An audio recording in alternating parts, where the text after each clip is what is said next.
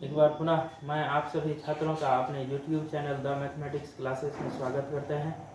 पिछले वीडियो में हम आपको जो पढ़ाए थे उसमें पढ़ाए थे 4.4 का ये प्रॉब्लम, और उससे पहले पढ़ाए थे आपको थ्योरी पढ़ाए थे 4.5 का। उसमें बताए थे जो ए कोई एन कोटि का वर्गावी होता है तो A into adjoint A equal to adjoint A into A equal to determinant A into I N होता है। इसको सिद्ध कर दिए थे। उसमें दूसरा थ्योरम था, उसको भी सिद्ध किए थे। जो किसी मैट्रिक्स का वर्गावियों का एडजॉइंट कैसे निकाला जाता है वो भी हम सिद्ध कर दिए थे, बता दिए थे कि कैसे हम लोग एडजॉइंट निकालते हैं। आज हम लोग देखेंगे जो इन्वर्स एडजॉइंट वाला मेथड से, एडजॉइंट वाला मेथड से इन्वर्स कैसे फाइंड करते हैं। उसके लिए एक थ्योरम है, उसको देख लीजिए। थ्योरम कह रहा है किसी वर्गाव्यूह ए के व्युत्क्रम का अस्तित्व होता है यदि और केवल यदि ए एक व्युत्क्रमणीय आव्यूह हो। सुनिए, क्वेश्चन कह रहा है किसी वर्गाव्यूह ए के व्युत्क्रम का अस्तित्व, मतलब किसी वर्गाव्यूह का अगर इन्वर्स होगा तो कह रहा है यदि और केवल यदि वो क्या होगा, इन्वर्सेबल मैट्रिक्स होगा। अब हम पढ़ाए हैं इन्वर्सेबल मैट्रिक्स में, अगर इन्वर्सेबल मैट्रिक्स की बात होती है तो A B equal to B A equal to I होता है, तब ए इन्वर्स बी होता है या बी इन्वर्स ए आता है। ये आपको मैट्रिक्स में ही पढ़ाए थे, इन्वर्सेबल मैट्रिक्स में। और याद रखिएगा किसी भी स्टेटमेंट में या किसी भी थ्योरम में यदि और केवल यदि लग जाता है तो दोनों तरफ से उसको प्रूफ करना पड़ता है, एलएचएस से आरएचएस को, फिर आरएचएस से एलएचएस को। तो यहाँ प्रूफ कर रहे हैं जो वर्गाव्यूह ए है व्युत्क्रम का अस्तित्व होता है तो व्युत्क्रमणीय होगा। तो हम इसको दिखाएंगे, पहले व्युत्क्रमणीय होता है, तो फर्स्ट स्टेप में दिखाएंगे व्युत्क्रमणीय होता है, और तब सेकेंड स्टेप में जो उसका विलोमता होगा, जो व्युत्क्रमणीय मानेंगे उसको दिखाएंगे जो ए क्या है, ए का व्युत्क्रम होगा तो ए का व्युत्क्रम क्या होगा वो ज्ञात करना है। तो वही देखिए लिखे हैं, माना ए कोई एन कोटि का व्युत्क्रमणीय आव्यूह है तथा आई एक एन कोटि का तत्समक आव्यूह है, तब एक समान कोटि के दूसरे आव्यूह बी का अस्तित्व इस प्रकार होता है कि A B equal to B A equal to I. ये हम पढ़ाए हैं व्युत्क्रमणीय आव्यूह का परिभाषा। जो ए कोई ए बी का व्युत्क्रम होता है, इसका मतलब एक दूसरे कोटि समान कोटि का बी का अस्तित्व इस प्रकार होता है कि A B equal to B A equal to क्या होता है आई, तब ए इन्वर्स बी के बराबर या बी इन्वर्स ए के बराबर होता है। यहाँ ए बी इक्वल टू आई लिखिए या बी ए इक्वल टू आई लिखिए, कोई दिक्कत नहीं है। तो ए बी इक्वल टू आई लिखें, किसी एक टर्म से चल रहे हैं। अब दोनों तरफ डिटर्मिनेंट लगाए हैं, ये determinant taking determinant both sides, तो ए बी का डिटर्मिनेंट होगा और आई का डिटर्मिनेंट होगा। तो ये अलग अलग डिटर्मिनेंट थ्योरम है। जो दो आव्यूह अगर प्रोडक्ट में हो और उसका डिटर्मिनेंट लेते हैं तो अलग अलग डिटर्मिनेंट के गुणनफल के क्या होता है, बराबर होता है। और डिटर्मिनेंट आई का वैल्यू क्या होता है, 1। यहाँ समझिए, इस दोनों का प्रोडक्ट 1 है, इसका मतलब स्पष्ट हो गया, ना तो ये 0 होगा और ना ही ये 0 होगा। मतलब डिटर्मिनेंट ए भी 0 नहीं होगा और डिटर्मिनेंट बी भी 0 नहीं होगा, क्योंकि इसमें से कोई एक 0 होगा तो ये इसका प्रोडक्ट 1 हो ही नहीं सकता है। इसलिए इसका प्रोडक्ट अगर 1 है तो क्लियर है डिटर्मिनेंट ए भी 0 नहीं होगा और डिटर्मिनेंट बी भी 0 नहीं होगा। जब डिटर्मिनेंट ए 0 नहीं है इसका मतलब ए क्या है, व्युत्क्रमणीय आव्यूह है। क्योंकि बताए हैं व्युत्क्रमणीय आव्यूह अगर है तो डिटर्मिनेंट ए का वैल्यू 0 नहीं होना चाहिए। डिटर्मिनेंट ए अगर 0 होगा तो व्युत्क्रमणीय आव्यूह नहीं होगा, अगर डिटर्मिनेंट ए 0 नहीं है तो व्युत्क्रमणीय आव्यूह है। इसको दिखा दिए व्युत्क्रमणीय आव्यूह है। इसका विलोमता मान लेंगे, जो ए व्युत्क्रमणीय आव्यूह है तो ए इन्वर्स निकालना है, जो ए का व्युत्क्रम आखिर होगा। विलोमता माना ए व्युत्क्रमणीय आव्यूह है, व्युत्क्रमणीय है तो डिटर्मिनेंट ए 0 नहीं होगा। अब आपको हम पढ़ाए हैं जो A into adjoint A equal to adjoint A into A equal to determinant A into क्या होता है, आई होता है। अब क्या किया है, प्रत्येक पद में डिटर्मिनेंट ए से भाग दिए हैं। प्रत्येक पद में डिटर्मिनेंट ए से भाग देने पर तो A into adjoint A by determinant A, adjoint A into A by determinant A equal to determinant A by determinant A into I. अब अगला स्टेप में क्या होगा, ये डिटर्मिनेंट कैंसिल हो जाएगा। डिटर्मिनेंट ए बाय डिटर्मिनेंट ए क्या होगा, कैंसिल, तो बचेगा इतना इक्वल टू आई। देखिए अगला स्टेप में क्या होता है, अब तुरंत लिखते हैं। अब देखिए प्रत्येक पद में हम डिटर्मिनेंट ए से भाग दिए हैं, तो जब डिटर्मिनेंट ए से भाग देंगे तो A into adjoint A by determinant A equal to adjoint A into A by determinant A. यहाँ तो डिटर्मिनेंट ए कैंसिल हो जाएगा तो 1 बचेगा, आई बचेगा। क्या बचेगा, आई। अब इसको फॉर्म पे लिख दिए ऐसे, ए इंटू दोनों में डिवाइड होगा, ये प्रोडक्ट में है, किसी एक में हो गया तो हो गया। तो adjoint A by determinant A equal to adjoint A by determinant A into A equal to I. ये बी के फॉर्म में है, ए बी बी ए आई, वही लिखे हैं A B B A I, where B equal to adjoint of A by determinant A. तो जब A B equal to B A equal to I होता है तो हम पढ़ाए हैं व्युत्क्रमणीय आव्यूह की परिभाषा में, इन्वर्सिबल मैट्रिक्स की परिभाषा में, यदि A B equal to B A equal to I होता है तो दोनों एक दूसरे का व्युत्क्रम होता है, अर्थात ए का इन्वर्स बी या बी का इन्वर्स ए। तो हम लिखे हैं A inverse equal to B. तो A inverse equal to B, B का वैल्यू है adjoint of A by determinant A, A inverse equal to adjoint of A by determinant A. शर्त रहे डिटर्मिनेंट ए का वैल्यू 0 नहीं होना चाहिए। अब कोई स्क्वायर मैट्रिक्स दिया हुआ रहेगा और कहेगा उसका to find the inverse, inverse मालूम करना है, तो देख लीजिए इसका फॉर्मूला, सबसे पहले डिटर्मिनेंट निकालेंगे और शर्त है जो डिटर्मिनेंट का वैल्यू 0 नहीं होना चाहिए। उसके बाद एडजॉइंट निकालेंगे और एडजॉइंट निकालने के बाद उसमें डिटर्मिनेंट से क्या करेंगे, भाग दे देंगे, तो ए इन्वर्स निकल जाएगा। अब इस पर हम एक सवाल देखेंगे कि आखिर कैसे एक मैट्रिक्स से हम लोग उसका इन्वर्स निकालेंगे इस मेथड से। अब एक सवाल देखिए इस पर कैसे बनता है सवाल। अभी जो हम थ्योरी दिए हैं A inverse equal to adjoint of A by determinant A, उस पर एक क्वेश्चन दिए हैं, इस तरह से पूछेगा तो 2 नंबर में पूछेगा, पीबीआई क्वेश्चन है और पूछता है इस टाइप का क्वेश्चन बोर्ड एग्जाम में पूछता है, जो दिया हुआ रहेगा मैट्रिक्स और कहेगा उसका इन्वर्स ज्ञात करने के लिए। तो इसको सीखने के बाद आप 2 तरीका से इन्वर्स ज्ञात कर सकते हैं, एक method A B equal to B A equal to I वाला रूल से, और दूसरा निकाल सकते हैं आप ये जो एडजॉइंट वाला मेथड से। तो आपको जो आसान होगा उस मेथड से इन्वर्स को फाइंड कीजिएगा। ये दिया हुआ है इस तरह से मैट्रिक्स तुमको दिया हुआ रहेगा, चाहे तो 2 ऑर्डर का रहेगा या 3 ऑर्डर का रहेगा। तो सबसे पहले आप डिटर्मिनेंट निकाल लीजिएगा, अगर डिटर्मिनेंट 0 होगा तो ए इन्वर्स का अस्तित्व नहीं होगा, अगर डिटर्मिनेंट 0 नहीं होता है तो ए इन्वर्स फाइंड होगी। तो ये दिया हुआ था, डिटर्मिनेंट निकाल लीजिए, तो 3 दूनी 6, 4 दूनी 8, 6 में से -8 घटेगा तो माइनस माइनस प्लस, अर्थात 14 0 के इक्वल नहीं हुआ, इसका मतलब ये ए इन्वर्स का अस्तित्व है।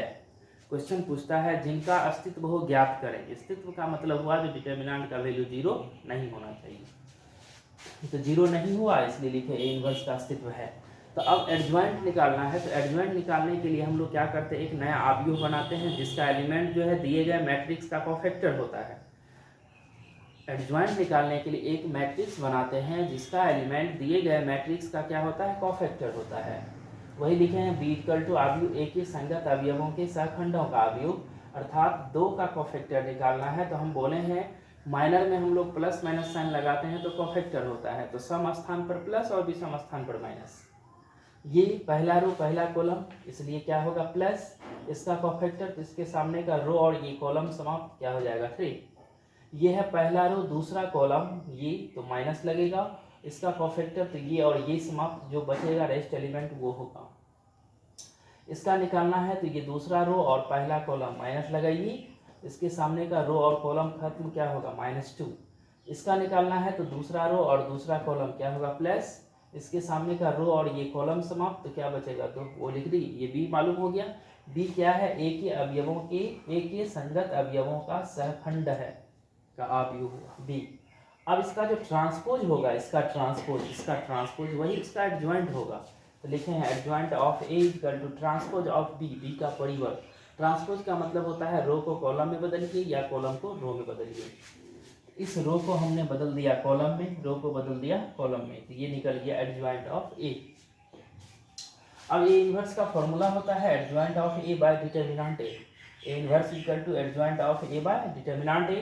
तो डिटर्मिनेंट ए का वैल्यू है 14, तो 1/14, एडजॉइंट ए का ये वैल्यू यहाँ डाल दी, ये आपका क्या हो गया आंसर, ये क्या हो गया आंसर।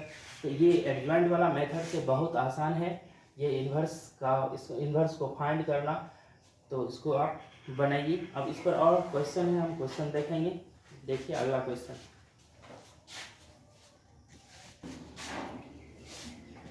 देखिए इसी चैप्टर का ये वर्कआउट में है एग्जाम्पल नंबर 24, उसमें दिया है 2 क्वेश्चन दिया हुआ है। ए दिया हुआ है तो कह रहा सत्यापित कीजिए A into adjoint A equal to determinant A into I, और दूसरा कह रहा ए इन्वर्स भी ज्ञात कीजिए। इससे पहले वाला सवाल में 2 ऑर्डर का था तो इन्वर्स निकाल लिया आसानी से, यहाँ 3/3 ऑर्डर का है तो 2 क्वेश्चन इन्वर्स भी मालूम करना है और A into adjoint A equal to determinant A into I सिद्ध करना है। तो सिद्ध करने के लिए हमको क्या चाहिए, डिटर्मिनेंट चाहिए और एडजॉइंट चाहिए। तो डिटर्मिनेंट तो निकालना ही पड़ेगा, ए था डिटर्मिनेंट निकालें, और डिटर्मिनेंट कैसे निकालते हैं ये आप लोगों को भली भांति ज्ञात है। तो डिटर्मिनेंट निकाले, डिटर्मिनेंट के फॉर्म में आ गया एक्सपेंडिंग अलोंग R1, R1 से इसको एक्सपेंड कर दिए, ये प्लस ये माइनस और ये प्लस। बोले थे जिसके सामने का लेते हैं वो रो और कॉलम समाप्त, ये और ये समाप्त, ये 4 एलिमेंट बचेगा, देख लीजिए। -3 तो ये इसके सामने का रो कॉलम खत्म, 1 3 1 4, फिर +3 ये और ये समाप्त 1 4 1 3, इसको एक्सपेंड किए तो ये आ गया 1, अर्थात ये 0 के इक्वल नहीं है, इसका मतलब ए इन्वर्स निकलेगा, इसलिए लिखे हैं ए इन्वर्स का अस्तित्व है। अब एडजॉइंट निकालने के लिए एक मैट्रिक्स चाहिए, तो लिखे हैं माना B = अवयव ए की संगत अवयवों के सहखंडों का अवयव। अब क्या है, B का जो एलिमेंट होगा ए का कोफैक्टर होगा, तो अब इसका कोफैक्टर मालूम करना है, इसका क्या करना है, कोफैक्टर मालूम करना है। उसके बाद ए और एडजॉइंट ए को गुना करेंगे तो अपने आप प्रूफ हो जाएगा उतना, उसके बाद इन्वर्स में निकालना है। तो अब देखिए इसका हम कोफैक्टर कैसे निकालते हैं, तुरंत निकालेंगे कोफैक्टर इसका। जैसे 1 का कोफैक्टर निकालना हो तो प्लस में आएगा, इसके सामने का रो और ये कॉलम खत्म, 4 चौके 16 -9 7, ऐसे करके हम टोटल एलिमेंट का कोफैक्टर निकालेंगे। और देखिए वो कैसे निकालते हैं कोफैक्टर। ये B जो है, B के बारे में लिखे थे, B जो है ए के अवयवों के सहखंडों का अवयव होता है, तो ए के प्रत्येक एलिमेंट का हम कोफैक्टर मालूम किए हैं। जैसे पहला रो पहला कॉलम का कोफैक्टर मालूम कीजिएगा, तो उसके सामने का रो कॉलम को समाप्त कीजिए, जो रेस्ट एलिमेंट बचेगा उसको कोना को गुना करके घटा दीजिए। इस तरह से ये प्रत्येक एलिमेंट का हम कोफैक्टर मालूम किए हैं। और कैसे निकालते हैं पिछले चैप्टर में आप देख लिए हैं, जो कोफैक्टर कैसे मालूम किया जाता है। अब इसको सॉल्व करके लिखे हैं, 16 में से 9 जाएगा 7, 4 में से 3 जाएगा 1, तो ये -1, इसको कैलकुलेशन करके इतना लिखे हैं। ये B निकल गया, इसका जो ट्रांसपोज होगा वही एडजॉइंट होगा, adjoint of A equal to transpose of B। तो मतलब रो को बदलेंगे कॉलम में, ये रो बदल गया कॉलम में, फिर ये रो बदल गया कॉलम में, फिर ये रो बदल गया कॉलम में। अब क्या करना है, इस दोनों को गुना करना है, ए इंटू एडजॉइंट ए का वैल्यू दिए और एडजॉइंट ए का वैल्यू दिए, दोनों को गुना किए। गुना करते हैं कैसे, रो को कॉलम से, रो को कॉलम से, first row first column, first row second column, first row third column, इसी तरह से। और गुना करने का तरीका होता है, ए और बी अगर गुना होता है तो ए का कॉलम बी का रो बराबर होना चाहिए, तब जाके गुना होता है। तो पहला रो को हम लोग पहला कॉलम से गुना किए, तो 7 को 1 से करेंगे तो 7 होगा, +3 को -1 से तो -3, फिर +3 को -1 से -3। तो फर्स्ट रो फर्स्ट कॉलम, फिर first row second column, first row third column गुना किए हैं। फिर second row first column, second row second column, second row third column, third row first column, third row second column, third row third column. इसको solve करने के पश्चात 7 में से 6 जाएगा 1, -3 + 3 0, अर्थात ये आया है 1 0 0 0 1 0 0 0 1। अब इसको लिख सकते हैं 1 इंटू, क्योंकि आपको प्रूफ करना है डिटर्मिनेंट ए इंटू आई, तो 1 इंटू 1 से इसे मल्टीप्लाई करेंगे तो क्या फ़र्क पड़ेगा, या 1 को हम बाहर कर लिए हैं, इतना ही बचेगा 1 0 0। तो ये हो गया यूनिट मैट्रिक्स। यूनिट मैट्रिक्स को हम लोग आई से डिनोट करते हैं, और इस 1 का वैल्यू है डिटर्मिनेंट, क्योंकि डिटर्मिनेंट जब सॉल्व किए हैं तो 1 आया है, तो 1 की जगह दिए डिटर्मिनेंट, डिटर्मिनेंट ए इंटू क्या हो गया आई, डिटर्मिनेंट ए इंटू आई। तो पहला फेज में जो कह रहा था प्रूफ करने के लिए वो हो गया, A into adjoint A equal to determinant A into I, proof हो गया। दूसरा स्टेप में कह रहा था सेकेंड पार्ट में, ए इन्वर्स भी ज्ञात कीजिए। तो ए इन्वर्स का फॉर्मूला होता है adjoint A by determinant A. Determinant A का वैल्यू दिए 1, तो 1/1 1, और एडजॉइंट ए का ये वैल्यू हो गया 1/1, तो 1 ही होगा, 1 से इसमें मल्टीप्लाई करेंगे तो इतना ही रहेगा, तो ये हो गया ए इन्वर्स। तो आप देखिए जो कैसे 3/3 ऑर्डर का मैट्रिक्स दिया हुआ था, और उससे हम लोग कैसे इन्वर्स निकालते हैं। इस तरह का क्वेश्चन पूछता है, पूछेगा तो 2 नंबर में पूछेगा, या हो सकता है तो अब की बार 5 नंबर में भी पूछ सकता है। अब अगला क्वेश्चन है जो इक्वेशन के मेथड से हम लोग कैसे इन्वर्स मालूम करेंगे। अगला क्वेश्चन है, ये 25 नंबर का जो क्वेश्चन दिया हुआ है उसको आप स्वयं बनाइएगा तो बन जाएगा, वो क्वेश्चन नहीं पूछता है, कभी नहीं पूछा है, और आप खुद बनाइएगा तो वो बनेगा, क्योंकि हम बनाएंगे समय बर्बाद होगा, वो थोड़ा सा लॉन्ग में बनता है। ए बी का इन्वर्स जो है वो कह रहा है बी इन्वर्स ए इन्वर्स, तो उसमें क्या होता है, पहले ए इन्वर्स निकालिए फिर बी इन्वर्स निकालिए। इन्वर्स कैसे निकालते हैं वो देख चुके हैं। उसके बाद ए बी को गुना कीजिए उसका इन्वर्स, तो उसका फिर कोफैक्टर निकालिए, तब ना उसका डिटर्मिनेंट निकाल के उसमें भाग देंगे, तब जाके वो दोनों प्रूफ होगा, तो लंबा हो जाएगा। प्रयास कीजिएगा, बनाइएगा, नहीं बनेगा तो हम बना देंगे, लेकिन हम उम्मीद करते हैं आप लोगों से बन जाएगा। तो अब हम बनाते हैं आपको 26 नंबर का क्वेश्चन। जिस तरह का क्वेश्चन बोर्ड में पूछता है, 26 आसान भी है और पूछता भी है उस टाइप का। देखिए 26 नंबर का क्वेश्चन, देखिए ये अच्छा क्वेश्चन है, वीवीआई क्वेश्चन है, पूछता है 5 नंबर में पूछेगा ये क्वेश्चन। देखिए इसमें क्या है, इक्वेशन दिया हुआ है और इक्वेशन की मदद से कह रहा है इन्वर्स मालूम करने के लिए प्रदर्शित कीजिए कि आप यू ए इतना दिया हुआ है समीकरण a² - 4a + i = 0, जहां i 2/2 कोटि का तस्मक अवयव है। i के बारे में लिखा है आइडेंटिटी मैट्रिक्स है 2 ऑर्डर का, तो 2 ऑर्डर का आइडेंटिटी मैट्रिक्स है तो इसका होगा 1 0 0 1, डायगोनल एलिमेंट 1 बाकी 0। और o के बारे में लिखा है कोटि 2 का शून्य अवयव है, मतलब टोटल एलिमेंट 0 होता है, जिसको बोलते हैं जीरो मैट्रिक्स। इसकी सहायता से a इन्वर्स ज्ञात कीजिए। i दिया हुआ है 2 कोटि का आइडेंटिटी मैट्रिक्स, इसलिए लिखे हैं 1 0 0 1। ओ के बारे में लिखा है जीरो मैट्रिक्स है 2 कोटि का, तो 0 0 0 0। अब ए दिया हुआ है a² निकाले, इसलिए यहाँ इक्वेशन में a² दिया हुआ है। a³ रहेगा तो a³ निकालेंगे, जितना रहेगा वो निकालना है। a² लिखे a × a, इसको गुना किए तो ये मिला 7 12 4 7। अब इक्वेशन है a² - 4a + i = 0। यहाँ a³ भी रहे कुछ भी रहे कोई मतलब नहीं है। अब क्या करना है, उसमें a इन्वर्स से दोनों तरफ गुना कर देना है, multiplying both sides by a inverse. तो a इन्वर्स से इस LHS में भी और RHS में भी a इन्वर्स इंटू इतना, a इन्वर्स इंटू 0। अब a इन्वर्स से जब मल्टीप्लाई होगा तो सब टर्म में होगा, तो a inverse into a², a inverse into 4a, a inverse into i, और ये जीरो मैट्रिक्स में a इन्वर्स से गुना करेंगे तो वो 0 ही होगा। अब यहाँ 2 मैट्रिक्स है, a² है तो एक a को इसमें डाले, a इन्वर्स इंटू a, एक a को बाहर किए, a इन्वर्स इंटू a आपको पढ़ा है i के बराबर होता है, a into a inverse i, b into b inverse i, यहाँ लिख दिए हैं बगल में, इसका वैल्यू i।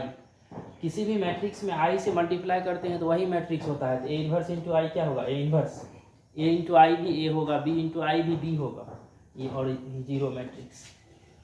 ये भी इसका value i into a minus 4i। यहाँ 4 इंटू आई को 4 नहीं लिखना है, क्योंकि यहाँ ये मैट्रिक्स है ये, और ये यहाँ कांस्टेंट टर्म है 4, तो यहाँ a इन्वर्स = 0। अब देखिए a इंटू आई तो a होगा, किसी भी मैट्रिक्स में i से मल्टीप्लाई करते हैं तो वो मैट्रिक्स होता है। अब a इन्वर्स निकालना था, a इन्वर्स = 0 माइनस a, अब माइनस उधर जाएगा तो क्या हो जाएगा 4i, ये माइनस उधर जाएगा तो क्या हो जाएगा +4i। अब सबका मान देना है, o का वैल्यू जीरो मैट्रिक्स है 0 0 0 0, a का भी वैल्यू दिया हुआ है, i का भी वैल्यू, सबका वैल्यू देंगे, सॉल्व करेंगे तो a इन्वर्स निकल जाएगा, और यही निकालना था आपको। तो देखिए कैसे हम निकालते हैं सबका मान देने से।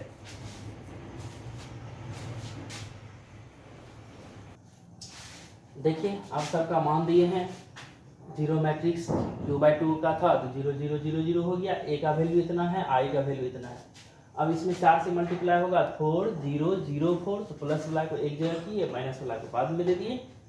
अब ये 4 में 0 जुटेगा 4, 0 में 0 जुटेगा 0, 0 में 0 जुटेगा 0, 0 में 4 जुटेगा 4, ये माइनस में है। अब ये घटाइए, 4 में से 2 जाएगा 2, 0 में से 3 जाएगा -3, 0 में से 1 जाएगा -1, 4 में से 2 जाएगा 2। तो ये जो मैट्रिक्स प्राप्त हुआ वही निकल गया a इन्वर्स। तो इस क्या कहते हैं क्वेश्चन के,